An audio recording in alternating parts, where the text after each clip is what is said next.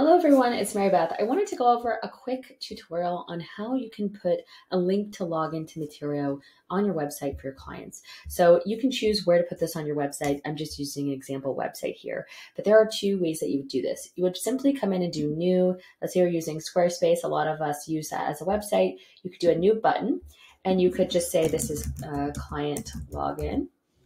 And then you would just do app.materio.co/login. And you would simply save that as that. You could choose the button style that you wanted. Maybe we do the small one and we center it here. So that is how you would add a login. You could also alternatively come in and put it in your navigation up here.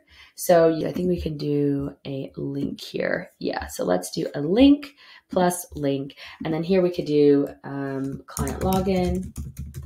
And then we could also do app.materio.co/login and hit save.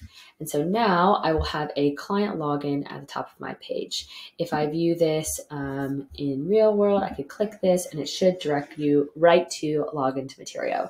So again, this is a great way to get your clients to log in. Technically, your team could also click on this link and then log into their accounts as well.